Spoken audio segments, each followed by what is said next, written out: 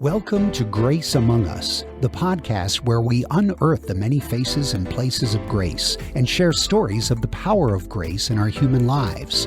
Our desire is that this will inspire you to see grace in your own life and share it with others. Hello. My name is Carrie Richard. I'm a mindset coach and I help people make space and enjoy the ride. And I am doing one of my most favorite things, and that is to talk about all the faces and places of grace. And I get to do this with my dear friend, Ebony Gilbert. And hello, Ebony. Hello, Carrie Richard. Thank you for introducing yourself. My name is Ebony Gilbert, as Carrie stated, and this is our podcast on grace. We love to talk about it. We like to see it. We like to experience it. And sometimes we invite friends to do so with us. So today we have invited our dear friends, Amy and Clint Ledford, or Clint and Amy Ledford, depending on how you want to put which one first. And they are here to share with us their experiences with grace today. So Amy and Clint, please tell us a little bit about yourselves and get us all hyped and excited about grace on this great day. Hello. Well, I'm Amy Ledford. Thank you for that introduction, Ebony. And this is my husband, Clint. We have been married for almost 2 years, but together for 4. We just celebrated, I think, our 4-year dating anniversary last week. And yes, I celebrate those kind of anniversaries, even though he thinks I'm crazy for that. We met online 4 years ago, and we had a whirlwind romance, and things moved quickly, but with God's grace, it was just magical. I mean, he's my soulmate, and I just feel so blessed that we found each other. And so, like I said, we've married a couple years, and we'll talk more about our journey to expanding our family. Right now, it's just the two of us here, plus our wonderful dog, Penny. But our family is growing, and so we will share more about that. But I'll let my husband introduce himself a little bit more. Yeah, sure. To clarify, there's always a debate on exactly when that date is that we can pass. A fun little story of one of us thinking we're dating before the other one, and someone had to call somebody whom I'm apparently serving their life sentence of now, but it really has been a whirlwind. Really didn't get a good tag team partner to do this with, but yeah, when you asked me to move to North Carolina with you, I know you didn't know what I would say, but thank goodness you didn't ask me to move to like Wyoming or anything. But yeah, I just jumped on, and 4 years later, here we are in a lovely house in a lovely town in a lovely state. Yeah. We've been very blessed. This is like the New Day American Love Story, Something like that. Yeah, we keep waiting for Match to call us to be in a commercial, but yeah, we can make them a lot of money because it worked for us. Hey, we'll put it in the resources. Exactly. Yep. If you're listening, Match, please. I know. It works. So we invited you guys here today to talk about your journey. Oftentimes when we discuss grace, there's an adversity or challenge that's been presented, and we use grace to mold and shape and frame our perspective. Sometimes that perspective aligns with the outcome, and sometimes it doesn't. And this is one of those situations where it does very nicely. So thank you for agreeing to be here and tell us your story. Yeah.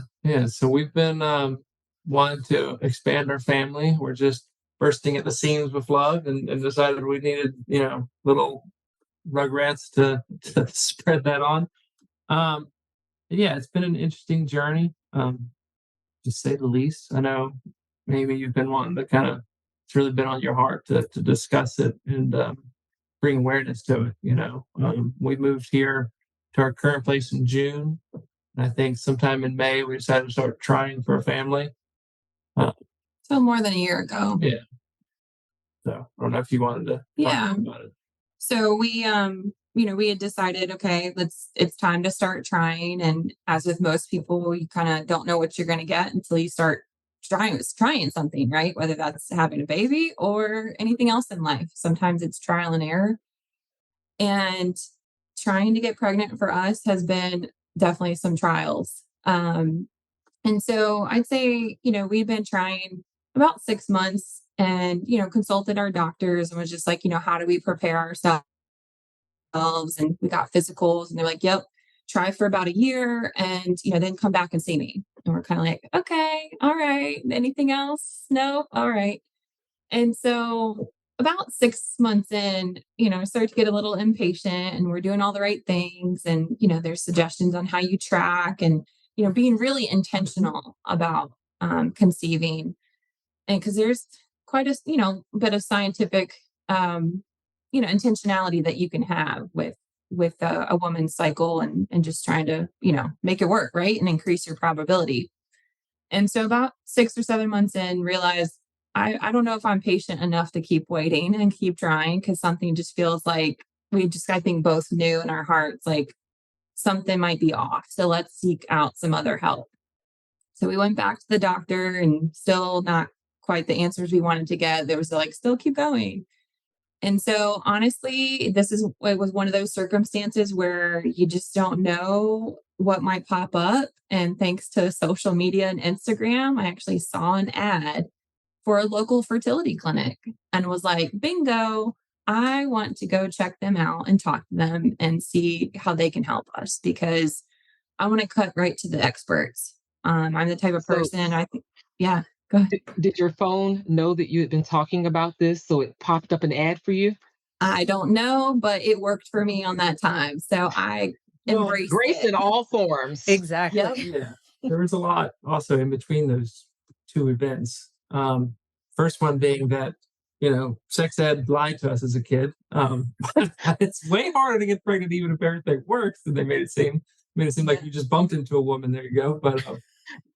But no, yeah, it was a big process, like you said, and when we went to the doctors, I was very adamant that we start getting checked or something like that. 'Cause I've always been that proactive person of, we got to do something, and it was really the hard part of all of it was just the not knowing, and the stressors that come with it, and then you begin to really lose intimacy in your relationship because it becomes those intimate moments become like work, like you're clocking in and clocking out. And we found that not only does it affect just those intimate moments, but it affects throughout. You're losing that closeness that you have with each other throughout everything. And that was wearing on us. That's really what drove us to go to the doctors again. And why, at the time we were both so adamant that we needed to see somebody. And then the doctors that we'd been going to, our primary cares at the time, were really, like you said, were not giving us the answers we wanted. Not even the answers we wanted, but they weren't asking the right questions or being inquisitive enough. Mine actually, because I'm so demanding, referred me to a urologist, and that's what I learned that there's only two even in this area, and they're booked out for months in advance. So I had an appointment. My first appointment was August this time last year. And the day before the appointment, they said, "Oh, so sorry, you can't see it. How's 2 months from now?" Mm. So then it turned into October. Same thing happened. "Oh, so sorry. How's December?" Then December came around. "Oh, so sorry. He's called away again. How's another 2 months?" And again, the whole time we're still trying. We're still doing all these things. We went everywhere from trying to match up your right days to doing like rain dances and every little thing in between to try to get there, because you're trying to make anything stick, So sorry. can I ask you guys Yeah. a question? So it's really a beautiful explanation of and I know that people who are in this situation are really going to resonate with this. And it's also really informative for people who have not gone through this process, like or may be going through this process in the future. So it hit my heart when you were talking about this very beautiful act, right, of coming together, like actually shifting into like more of a clock in, clock out, and like losing that connection. Can you tell me, like, during all of this with the urologist and with the uncertainty and all this, can you explain like the emotions that you go through in this Mm. process? I think a big emotion for me was honestly anger and frustration. Mm. I I became angry at a certain point that, you know, that it was so difficult for us. And I think this is where, social media can be hard in these kind of circumstances, because I feel like there was a period where I was going on, my feed, and all I was seeing were pregnancy announcements and birth announcements. And it's like, I was angry there for quite a while, and resentful, to be honest, of why isn't that us? And why is it so hard for us? And it was really stressful, and it was difficult. And even though, we had each other to lean on, it, it also felt isolating to a degree, because even though we're partners in crime and partners for life, we're trying to do this together. I think it just felt like, at times, I felt like it was like us against the world of everyone else having babies. And it was so easy for them, right? Because, whether it is or not. And it was stressful, and it put a lot of strain on our marriage, because it's like, okay, you do what you're told, and you try to do the best that you can. And, we were being so intentional, and we're planners. And then, month after month, and it's not working, and those days leading up to right before, it started period. And it's like, okay, is it going to be this month? Is it going to be? And so you get your anticipation and your hopes, and then you're like, oh, shoot. Um, and so I think it was quite a roller coaster, and I'll let Clint share how he felt during that time. But for me, I had a lot of anger, that I've, had to sort through, and the emotions have shifted over time, but there was Did definitely a you period where I was mad. did you recognize it as anger while it was happening? Oh yeah, I was really pissed off. Okay. I think the right word for that I also experienced is envy. There was Yeah, a lot of walk envy. around with a big chip on her shoulder. It's like I always said it in my mind. I equated to like when you have a broke down car and you see all the other cars working, running, going down the road perfectly, and you're stuck in this beater. You're like, well, wish I had that would work perfectly. Um, yeah, you just that's to your point. It's something I personally just noticed everywhere is that association with it, and then you grow that resentment, that jealousy for like happy things, or even weirder things. Like, I mean, we were going through this, I think, during the Supreme Court for the whole overturning of Roe v. Wade and the abortion thing, and being seeing that from such a different perspective, like that I'm sure they never thought about. It's like, well, we wish we could even have a kid, let alone, have the right to this or that. Um, and so we were coming at everything with this lens of envy, of jealousy of others, tons of other people who, unwanted pregnancies and stuff. I'm like, well, we would love an unwanted pregnancy, Um, and yeah. So that was a big thing. And the biggest thing I could stress to people in general is, at least from my perspective, is I was always very lucky. I came into this. I said this long before we ever started trying, because there was always a fear of mine. It's a fear of any man, not being able to have kids, because there's nothing you can really do. The switch either works or it doesn't, kind of thing. Um, so I told her this long before. It's like, if one of us can't get pregnant, then neither of us can get pregnant. Having that frame of mindset that we're in this together, and I think that really saved us a lot from blaming one person or the other. So we were able to avoid that kind of infighting, at least through that. But we were also dealing with it then of, towards others. We were not at our best with some friends. I'm remembering back to one friend in particular who they had a baby. They were pregnant at the time, and the wife was complaining about morning sickness and stuff like that. And somebody asked them, "Are they going to have another kid?" And it's like, no, no. After what I went through with the first trimester, I don't think so, or I definitely don't want to do that.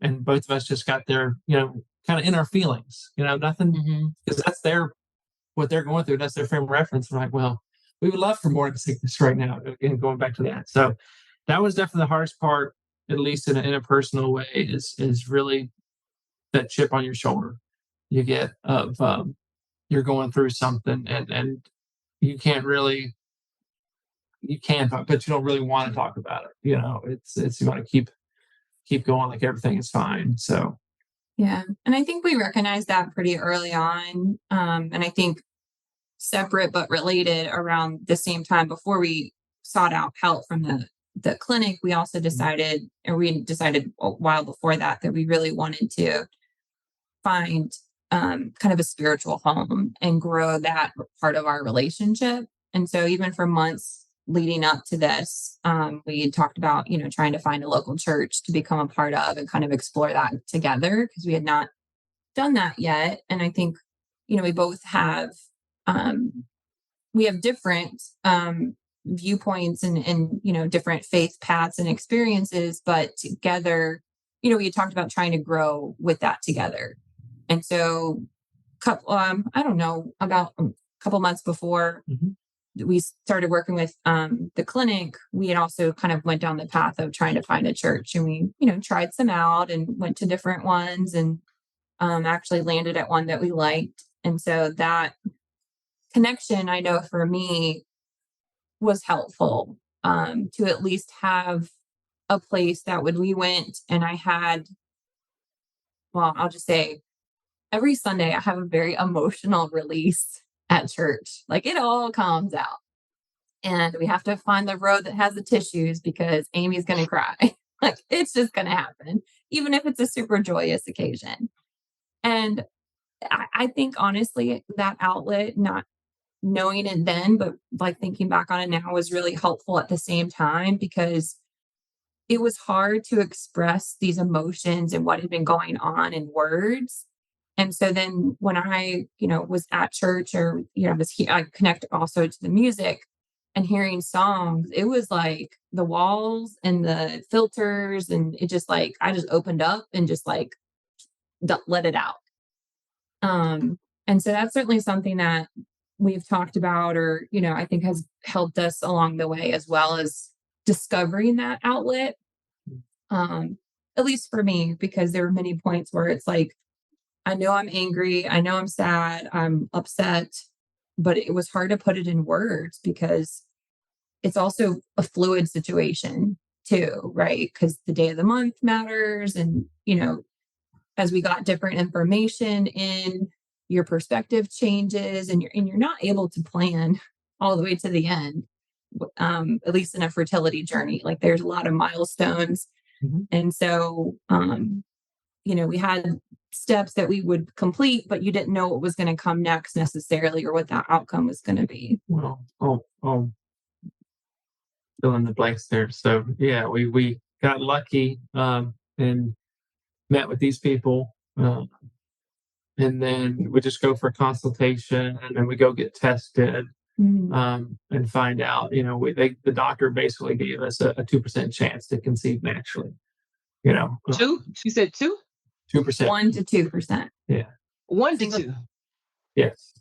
It was a huge blow. Shaq had a better chance of making a free throw than we did of conceiving the child. So, yeah. Sorry, Shaq. But anyways. So you're already angry. You're already feeling what you're feeling. You're already in this isolated space and you're experiencing all these emotions that aren't characteristic of who you are as people. And now you're told you have a 1 to 2% chance. Do you give up? Yeah. What happens at that point? How's that drive home? So it's actually surprising. We felt better. Yeah. We really did. And now you have a direction. Yeah. Yes. The hardest part of all of this is the unknown. So once we knew because that was the frustrating part about like before how I was mentioning my appointments kept getting canceled is that a continuation of the unknown. I keep trying to make it happen. You keep trying to take your destiny into your own hands, but it keeps getting taken away from you. So once we finally knew, hey, this is what we're dealing with, it was very relieving. It's like, okay, it's not X, Y, or Z, it's Q, and this is how we're going to treat Q. Now, it was not fun when we learned about the cost of everything. And that was the same day that we also learned that our bathroom went out. Our shower was leaking. So that was a fun day. Speaking of grace and really just having to take it step by step and taking it moment by moment. because if you try to eat the elephant one giant gulp, you're never going to get there. So That's good. I want to pause there for a second. You said so much that was so juicy. I want to take a minute. A door closes, right? And your thought is, great, that wasn't the right door. Now we know to go to a different door. The different door comes with a high cost, literally and figuratively. Yes. And in the midst of all this happening, it starts to pour, like raining, pouring. It's all happening literally because your shower is all jacked up. Things are happening, and you're still thinking, I've got to move forward. We've got to move forward one step at a time. These steps are guided. This is all, we got to move forward. What gave you that hope? Like, what were you holding on to? Because there's enough of what you said to just say, okay, forget it, give up, whatever.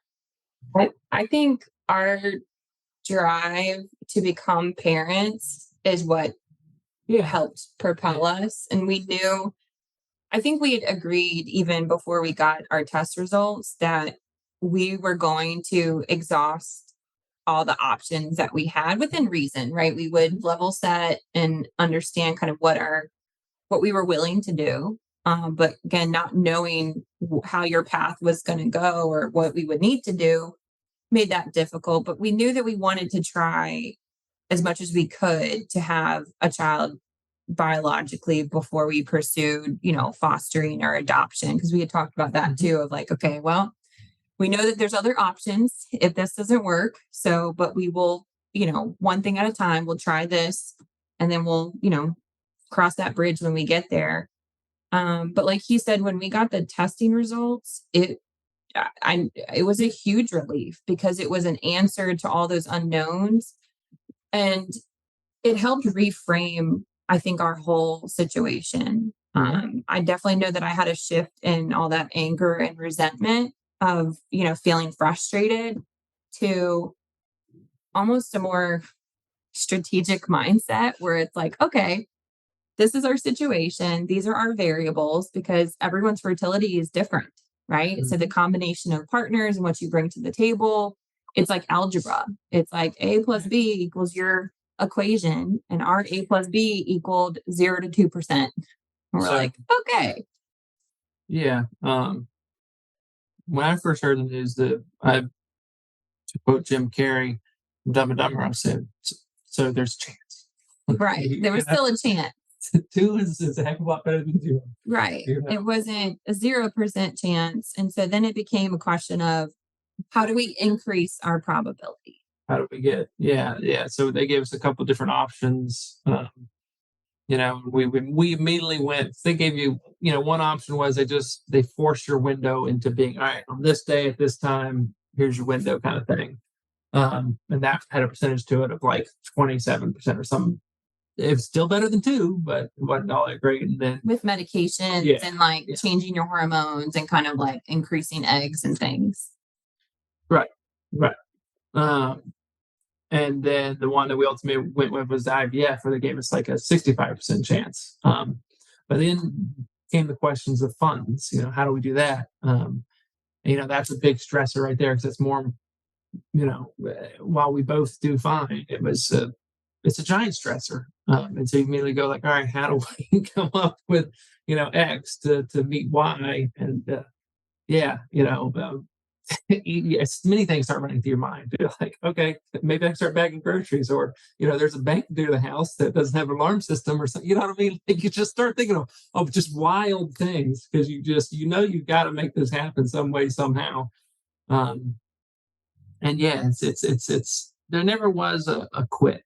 There was always so you're saying we have a chance kind of thing. And then we were lucky with that. And it was, we then picked the IVF route, which came once we did acquire the funds and get moving, which was a whole nother deal that we really had to deal with. Is it felt slimy.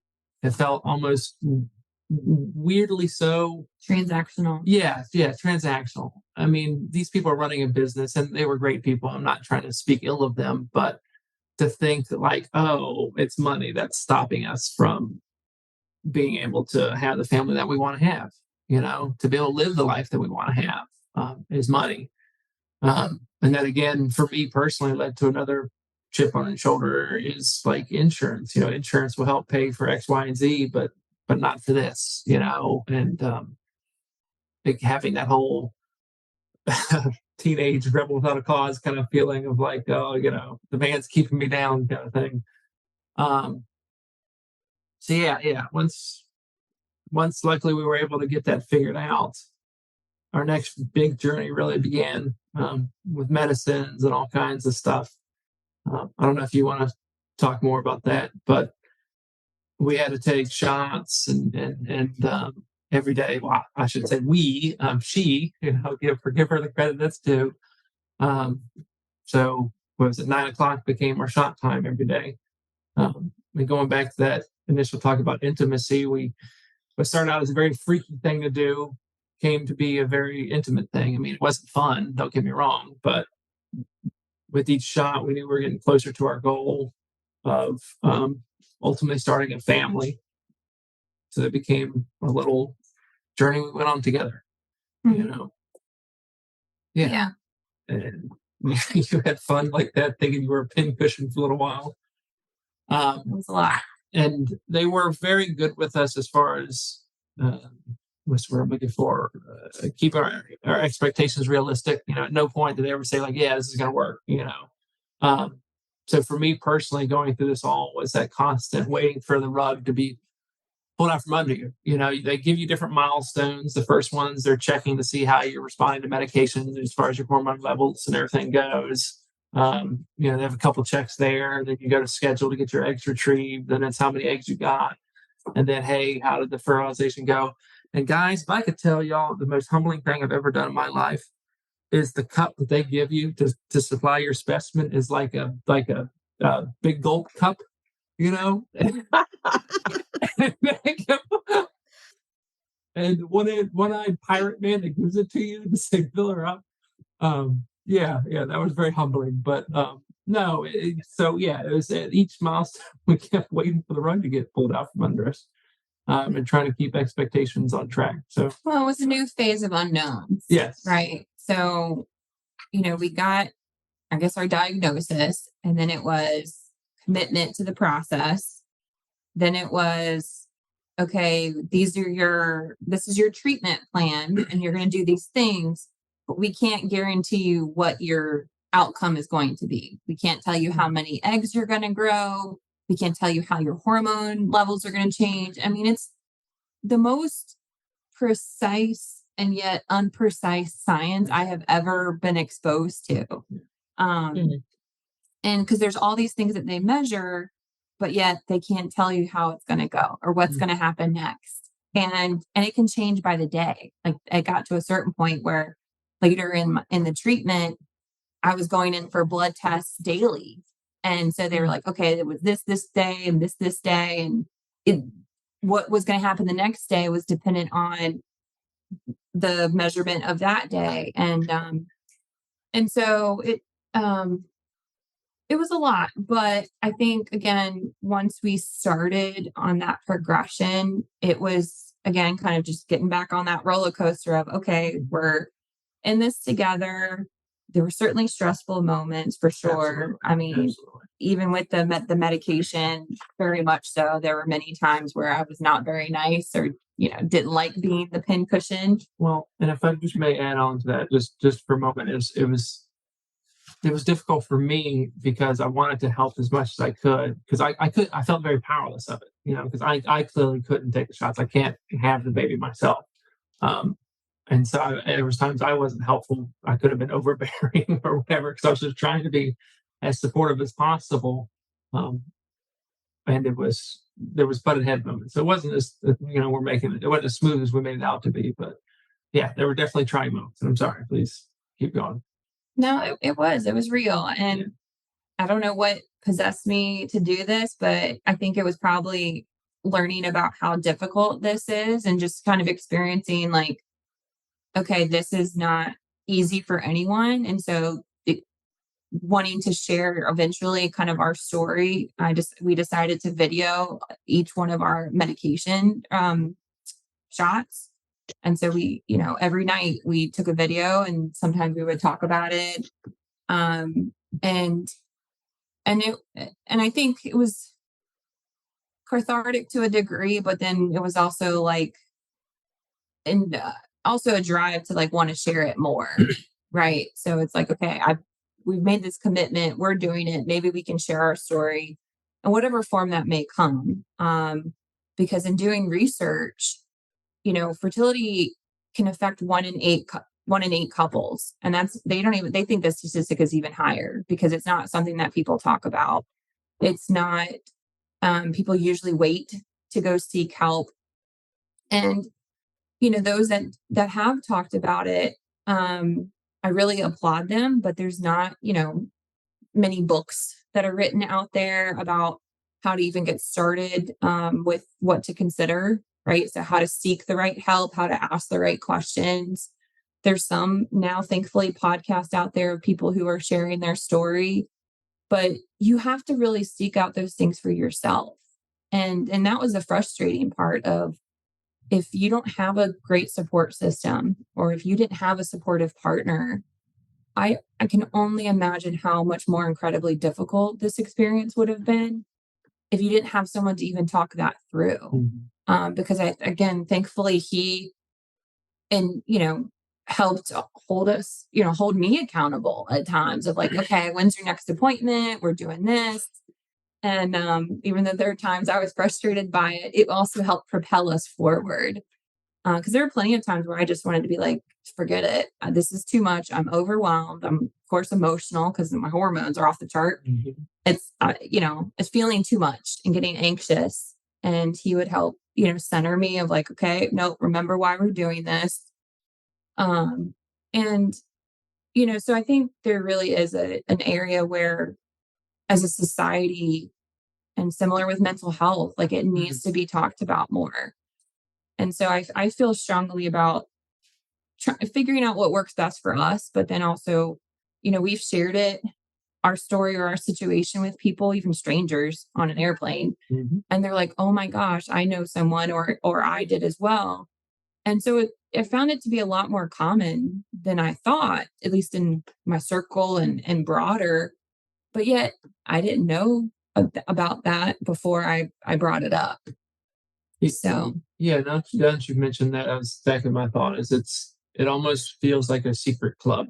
It's like, since we've been so open to it, beforehand, may have heard 1 or 2 people born from IVF or what have you, but no, we start talking about the number of people come up to me or said, yeah, man, my son was born this way, or daughter's born this way, or hey, I was born this way, or, I had a coworker of mine just the other day, pull me aside and ask me about it. It's like, hey, me and my wife have been having trouble, and it's like, yeah, man, go get tested. That's the biggest piece of advice we can give anybody is don't hesitate. Testing is cheap. The IVF stuff can be expensive, but testing is relatively inexpensive. And like we were saying earlier, then you really do. It takes away that unknown in the world. It's amazing. By God's grace, it was not part of my own life story. So I had no idea that like it's such a secret club. And it's like, as you were talking about that, as you guys are journeying through this, it's like, it's almost like you're wandering in a desert, it's like, who else? And it's beautiful. One of the things that really struck me is that you guys took action early. It was tearing you guys apart.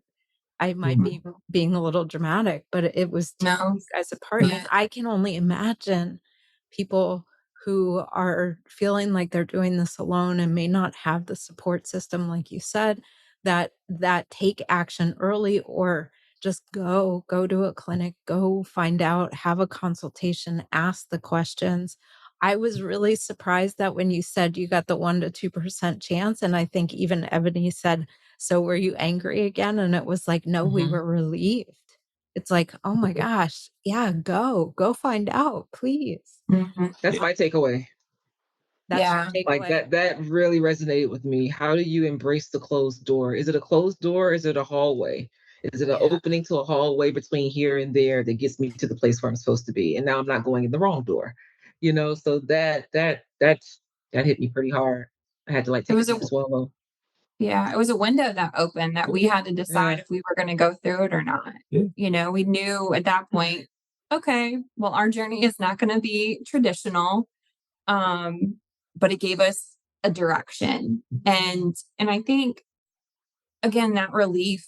I was surprised by it myself, but looking back, it almost was like I wish we had done it sooner because those months and months that we went through of being frustrated and stressed and the tension in our relationship was not pleasant. But so that's again, but kind of been our biggest advocacy point is the information. Don't be afraid of that outcome or that testing result or what your variable might be, because it can help guide you to the next step. And we again talking about we were also expanding our spiritual journey and finding a church, but we had a lot of people tell us, well, just keep trying and pray about it and give it up, it'll all work out. And there's many situations in life that I think you should give it up to God and really accept that you don't have control over the situation. And that's really what this felt like to us. Was we had to come to grips with, we are not driving this vehicle. We are not in control, but we have to do what's best for us to try to do our best. I don't know if that made any sense, but taking action was something. Yeah, it makes a lot of sense. And it's almost like you can have faith. We all have faith, but faith without works is dead, right? Yep. So to your point, and you guys said this, like when you started down, you found out the result and you found out your options. And even they were not iterating what the outcome was. They couldn't tell you what the outcome was, if it was going to be yay or nay, but they could give you the next path. And it is up to us, all of us, to walk the path. And so I love what you just said. I do want to ask you, and I don't, if you don't want to answer this or you can't, that's totally fine. But since you spoke about, starting the spiritual home, like before the fertility clinic, right? When your guys are like, yes, here we go. We're going to start this thing.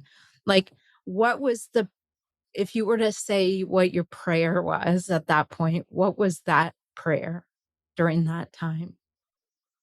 That's a great question. I was raised in a Baptist home. One of the things they was really beaten to my head was constant prayer. And you can't. The Lord doesn't just give out. You have to. He doesn't just give you what you ask for. You have to ask for guidance. You have to ask for the strength. You can't just ask for a shiny boat and a shiny boat will appear. So personally, for me, was the clarity. To find the right path forward, for the strength to keep going, and even for a little bit of luck. It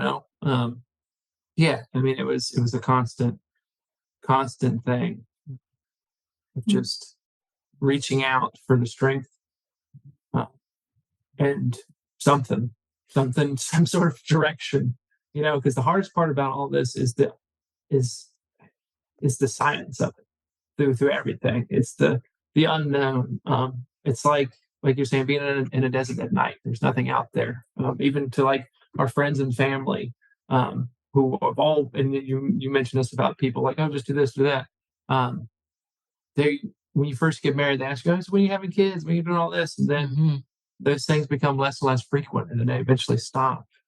And then intimacy thing of it becoming a job, and then the intimacy slowly stops. It grows quiet, and it's that silence that is so deafening. That's why when I would pray for something. I would pray for some, noise, some sort of guiding light to pull us out of this lull. because love and grace can die in silence, but they grow if you can give it something to feed, give it some path forward. Mm. So definitely around strength. I think, again, made a conscious decision early on not to, and we talked about it, not to shy away or hide this situation of ours. So we were very open and transparent with our families and our closest friends up front. And I think that also helped brought some relief too, right? Because in your friend groups, you start talking about what everybody's working on or going through, and I just put it out there, and I think that helped me mentally work through a lot of just being open and sharing, and it helped lift some of that burden, the emotional weight. And so I would, many times ask for that strength to continue to feel open to share it, because I know that I received a lot back from that, but I knew that I had to have a sense of willingness and openness to do that. And then, have had a download a few times of keeping strong, to keep sharing it, because it will help others, and it can break through, even if it just helps one other couple with, again, this whole roller coaster is what it is. To me, that's worth talking about it. I feel no shame whatsoever about our situation. And we talked about that early on. We are not going to feel shame about this. We are not going to label ourselves as different. We are not going to have a pity party about our 0 to 2%, because again, it's not zero. We are not going to feel like, something's wrong with us. Because again, our algebra is what it is, and we know we are great people. And so we know that we have this love to give. And so we knew that outcome would occur however it was going to occur, but we were going to find a way to share this love that we have bottled up, and that's been growing. But it gets us nowhere. Right. And so definitely praying for strength has been key, and it's been hard. I've read through some journal entries that I wrote throughout this process, and pretty angry and frustrated. And it's hard to remain strong and level-headed and sensible when you feeling every emotion under the sun. So definitely a great question there, Carrie. And it, I think our prayer now has changed a bit. And Amy, why has your prayer changed a bit? Because we went through the process of doing the medication. So we did an egg retrieval, which means I was induced with lots of medications to grow a bunch of eggs. They extracted them from my body. They fertilized them. And then we did an embryo transfer. And luckily, that embryo transfer has now turned into a successful pregnancy. Yeah. Hold on. And so we're very, very excited. We're still early on. We're still in the first trimester, but we're getting close to the second trimester, which is kind of crazy. But it's a little surreal.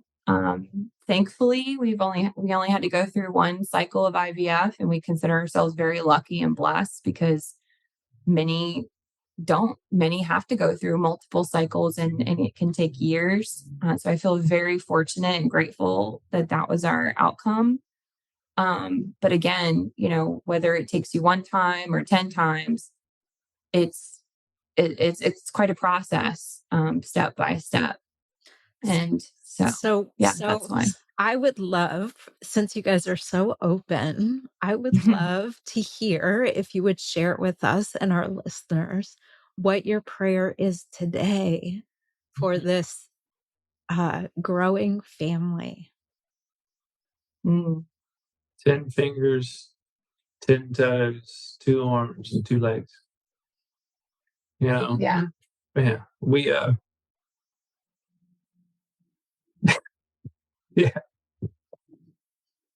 Yeah, I think together we just want a healthy baby, and not getting attached to if this baby's going to be a boy or a girl. We're so blessed and so grateful that we we are pregnant, because again, our numbers did not look so good. When we did the egg retrieval, there were 7 eggs, which is a very low number after this sort of treatment. And so I had another round of feeling very angry and upset. I'm like, why aren't my numbers very good? I want a good grade on this test, right? So I had 7 eggs, only 3 of them fertilized. And so that our probability dwindled. Of the 3 that fertilized, only 1 made it to the end stage. Just 1.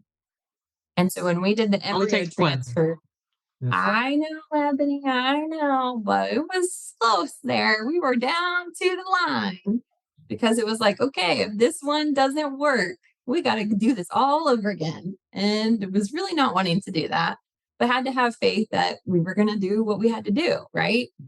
So thankfully that one stuck. And I think my prayer now is trying to find the gratitude in where we're at. And really lean into, we have worked so hard and we have been through so much stress, and now we're pregnant, and I really want to celebrate that and be happy and be excited about it, and lean into, we're going to have a healthy, happy baby that we smother and love.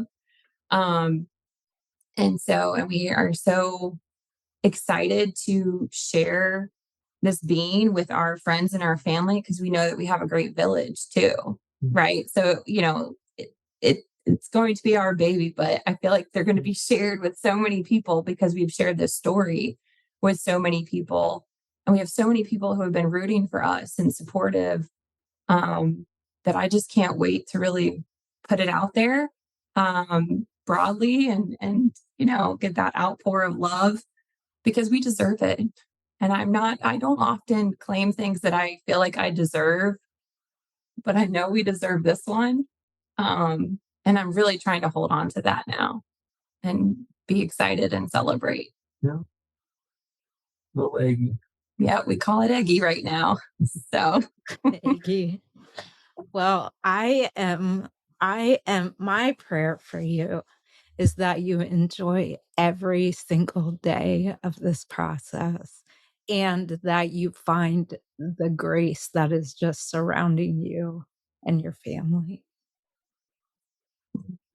That last little note I'd like to make too is pregnancy brings its own challenges and difficulties, especially for you, and constantly remembering to give ourselves grace that we ask for this. This is what we work so hard to be at. And just remembering to stay present and be thankful of the upset tummies, the headaches, the stuff that goes along, general pregnancies, and being there for each other. yeah. Yeah. I feel like a daily Pepto commercial. So, if I could share that, I would, but I know that it is mine to work through now. And thankfully, I hear that it may not last. So I'm just hopeful that it will fade. There are some days that it is rough, but I do appreciate that he helps remind me of, this is what we wanted, and it's uncomfortable and it's hard, no matter what stage we're at. But being, reminding each other that we're here for each other. And, thankfully, again, we have that wonderful village that both of you are a part of to help also remind us of how great it's going to be. And so that helps keep us going forward too. Awesome. Clint, you said something that just struck right through me, and it was love and grace can die in silence.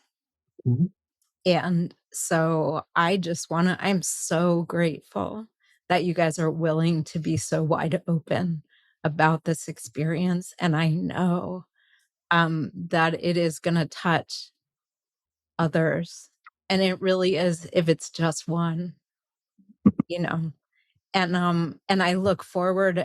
I love to hear that you guys documented this process, for lack of a better way of saying it. And please get with us and let us know if you guys decide to put more information out there or do something with that, because we would love to spread the word. But this has been, Part two.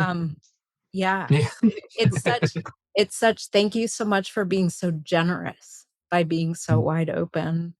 And I have asked my allotment of questions. And so, Ebony, I'm going to ask you if I'm going to just stop talking. So I love you guys. I will close this out. Thank you guys so much for not keeping the grace and love you've experienced in silence. Thank you for sharing it with us. It extends beyond what you share with each other and what you share with your community. You've shared it with our community now. And I am so grateful. Couple takeaways. The last one that Carrie just made, the love and grace can die in silence. I think that's a quotable tweet right there. That's going to be in our notes. Love that, Clint. Put that on a t-shirt. Yeah. Closed door is really an open window. Amy, that is golden. That is completely golden. Seeking out support. Don't do life alone. And acknowledging that through all the challenges, through all the adversity, when you get what you ask for, it still might not be easy, but it's worth it. But it's worth it. That's a pretty golden nugget. My prayer for both of you and little Eggie is that God will continue to strengthen you and bless you. And even in your ebbs and your flows, when you're in your dark, silent moments, and your lonely moments, and your isolated moments, that you'll draw on the things He's already done to bring you where you need to be to renew your strength. And my prayer for the community and the people who are listening is that you are strengthened by this story and that you can see yourself somewhere in here and that God's grace will permeate you so that you can receive it and then you can give it. This isn't about just receiving. We receive so we can give.